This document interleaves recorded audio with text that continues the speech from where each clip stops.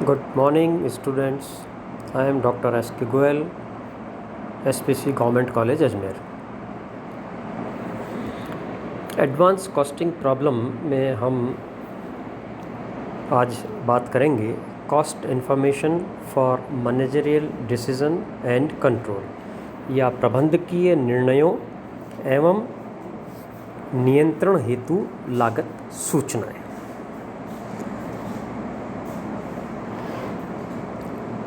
अंशधारियों एवं स्वामियों की जो संपदा होती है, जो व्यापार में वो लगाते हैं, उनके वर्तमान मूल्य में वृद्धि करने के उद्देश्य से प्रत्येक व्यावसायिक संस्था का यह प्रमुख उद्देश्य हो जाता है कि वो अपने लाभ को अधिकतम करें।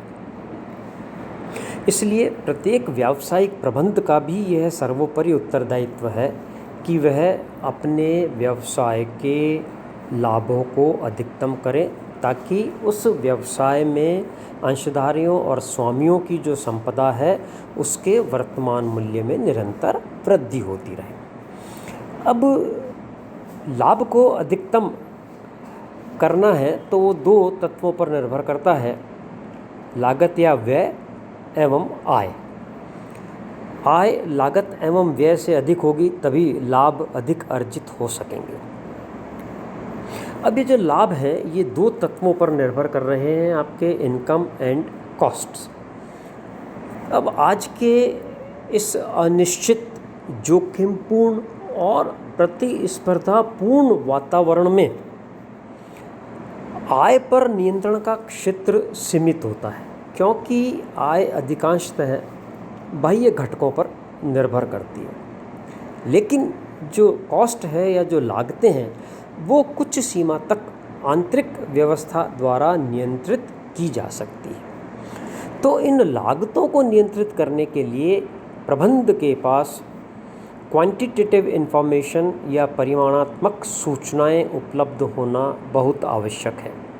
और लागत में कमी तथा लागत नियंत्रण के लिए लागत संबंधी सूचनाओं की जानकारी लागत लेखा पद्धति से ही ज्ञात हो सकती है।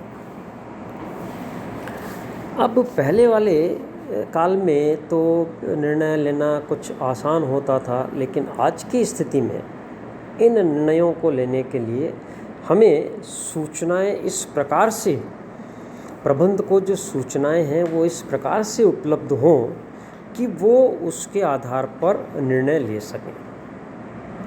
तो सूचनाओं को ऐसे अर्थपूर्ण मानदंडों में परिवर्तित करने की तकनीक को विकसित किया जाना ज़रूरी है जो निर्णय लेने में सहायक हो सके।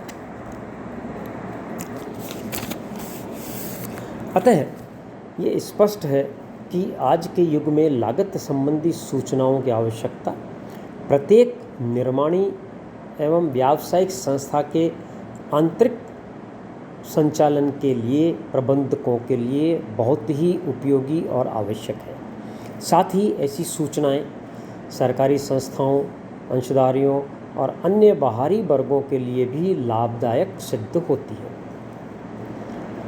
यही कारण है जिससे लागत संबंधी सूचनाओं को प्रबंध सूचना पद्धति या मैनेजमेंट इंफॉर्मेशन सिस्टम का आधार माना जाता है। इसी आधार पर आधुनिक व्यवसाय के संचालन हेतु उसके निर्धारित लक्ष्यों एवं उद्देश्यों को प्राप्त करने के लिए जो मानव शक्ति है, मशीन है, मनी या मुद्रा है, मटेरियल है, मैनेजमेंट है, इनकी आवश्यकता तो होती है।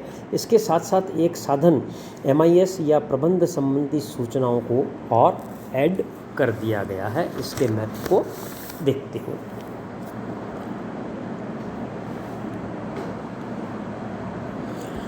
Need and utility of costing system, लागत लेखा पद्धति की आवश्यकता एवं उपयोगिता। परंपरागत वित्तीय विवरणों द्वारा प्रदान की गई लेखा संबंधी सूचनाएं आज के प्रबंधकीय कार्यों के सफलतापूर्वक निष्पादन करने के लिए पर्याप्त नहीं मानी जाती। चूँकि प्रबंध की रुचि वर्तमान काल में न होकर के भविष्य में अधिक होती है, जिसके लिए उसे वित्तीय सूचनाओं के अतिरिक्त अन्य विशिष्ट सूचनाओं की आवश्यकता भी पड़ती है। प्रबंधक को अपने विभिन्न कार्यों के लिए इन सूचनाओं की आवश्यकता होती है। इसमें प्रमुख है फोरकास्टिंग एंड प्लानिंग या पूर्वानुमान एवं नियोजन। प्रबंधक को अपने आने वाले वर्ष तथा उसके बाद वाले वर्षों के लिए प्रभावपूर्ण योजनाओं के निर्माण करने के लिए सूचनाओं की आवश्यकता होती है और इन्हीं सूचनाओं की सहायता से प्रबंध संस्था के लक्ष्यों को प्राप्त करने के लिए साधन एकत्रित करते हैं और साथ ही उत्तरदायित्व निश्चित करने में भी सफल होते हैं। दूसरा जो कारण है डिसीजन मेकिंग। समय समय पर प्रबंधक को अपने दैनिक समस्याओं को सुलझाने और महत्वपूर्ण निर्णय के लिए भी सूचनाओं की आवश्यकता होती है। इनमें से कुछ महत्वपूर्ण जो निर्णय हैं वो इस प्रकार के हो सकते हैं, जैसे विशेष परिस्थितियों में किसी उत्पाद का क्या मूल्य होना चाहिए, किसी उपकरण या उसके भाग को स्वयं के कारखाने में बनाया जाए अथवा बाजार से क्रय किया जाए, क्या किसी उत्पाद या आइटम को बंद कर दिया जाए, या किसी उत्पाद की प्राथमिकता रैंकिंग क्या होनी चाहिए, क्या नवीन परियोजनाओं में विनियोग किया जाए अथवा नहीं किया जाए, एक पर्टिकुलर दिए हुए विक्रय मूल्य पर निश्चित लाभ अर्जित करने के लिए कितना उत्पादन किया जाए, या एक पर्टिकुलर सेलिंग प्राइस पर कोई ऑफ़र मिल रहा है तो उसे स्वीकार किया जाए अथवा नहीं किया जाए। तो ऐसे दैनिक बहुत सारे निर्णय हैं, समस्याएं हैं जिनके लिए निर्णय लेने की आवश्यकता होती है, तो उसके लिए भी हमें जो है कॉस्टिंग सिस्टम की आवश्यकता होती है। नेक्स्ट है कंट्रोल एंड इवैल्यूएशन या नियंत्रण एवं मूल्यांकन। प्रबंधक को विभिन्न व्यक्तियों एवं विभागों के निष्पादन का मूल्यांकन करने तथा यह देखने के लिए कि निर्धारित किस्म की दी हुई मात्रा की लागतें उचित सीमाओं से अधिक तो नहीं है, यानी हमने जो कॉस्ट डिसाइड की है उससे उसी क्वालिटी को बनाए रखने के लिए उससे अधिक लागतें तो नहीं ली गई हैं। तो इसके लिए अनेक सूचना की आवश्यकता होती है। इसके अतिरिक्त प्रबंधक को प्रत्येक उत्पाद की लाभदायकता, मटेरियल, लेबर या सुविधाओं में कोई अनावश्यक क्षय की सीमा आदि जानने के लिए भी लागत से संबंधित सूचनाओं की आवश्यकता होती है। इसी में है हेल्पफुल टू मैनेजमेंट या प्रबंध की सहायता के लिए लागत लेखा पद्धति की आवश्यकता होती है।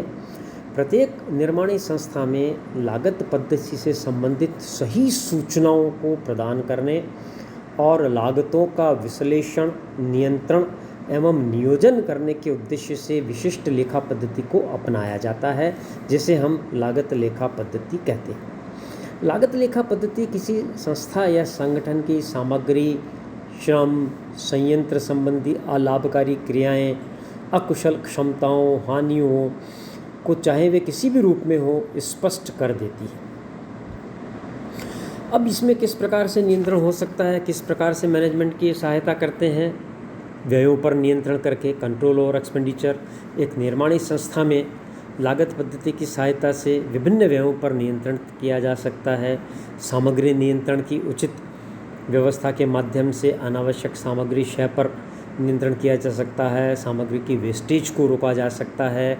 अननेसेसरी सामग्री के स्टोरेज से बचा जा सकता है, जिससे कि विनियोग ज़्यादा अनावश्यक विनियोग ना करना पड़े, उस पर इंटरेस्ट का लॉस ना हो।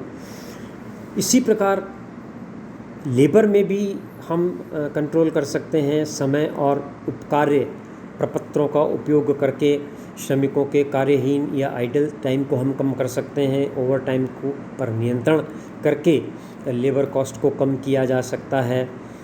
इसी प्रकार अन्य व्ययों के संबंध में भी आसानी से निर्णय लिए जा सकते हैं। प्रबंध की सहायता में मितव्ययता लाने में भी ये सहायक होते हैं। सामग्री, श्रम व व्ययों के विस्तृत विश्लेषण के द्वारा लागत पद्धति उत्पादन में मितव्ययता लाने में सहायक होती है। सामग्री, श्रम और समय की जो बर्बादी की सूचनाएं प्राप्त होती हैं उसके आधार पर नियंत्रण की क्रियाओं पर विचार करके भविष्य में इन पर नियंत्रण किया जा सकता है। मज़दूरों को ऐसी कोई नवीन प्रेरणात्मक मजदूरी पद्धति लागू की जा सकती है जिससे कम लागत और उत्पादन अधिक हो सके। हम अनार्थिक क्रियाओं को बंद करके भी व्ययों को रोक सकते हैं। इसी में प्रबंध को और कैसे सहायता मिल सकती है? इंक्रीज इन प्रोडक्शन, उत्पादन में कैसे वृद्धि होगी? जब हम लागतों पर नियंत्रण करेंगे और मितव्ययता लाएंगे तो इससे क्या होगा कि हमारी जो प्रोडक्ट की कॉस्ट रिड्यूस होगी। नेचुरली कॉस्ट रिड्यूस होगी तो हम सेलिंग प्राइस भी कम निर्धारित करेंगे। सेलिंग प्राइस हम कम निर्धारित करेंगे तो उससे हमारे प्रोडक्ट की डिमांड या मांग में वृद्धि हो सकती है, और डिमांड या मांग में वृद्धि होगी तो उससे हम उत्पादन में वृद्धि करेंगे। इसी प्रकार उपरिव्ययों को या ओवरहेड्स को हम फिक्स्ड और वेरिएबल में विभाजित करके भी उत्पादन में वृद्धि करके कॉस्ट को कम कर सकते हैं, क्योंकि स्थायी उपरिव्ययों को जब हम ज़्यादा इकाइयों पर बांटेंगे तो प्रति इकाई लागत जो है कम होगी। तो जब हम उत्पादन में वृद्धि करेंगे और पूर्ण क्षमता के साथ काम होगा तो ऐसी स्थिति में जो ओवरहेड्स हैं, फिक्स्ड ओवरहेड, वो पर यूनिट काफ़ी कम हो जाएंगे। तो इससे भी प्रबंधकों को इसमें जो सहायता मिलेगी और लागत में कमी होगी।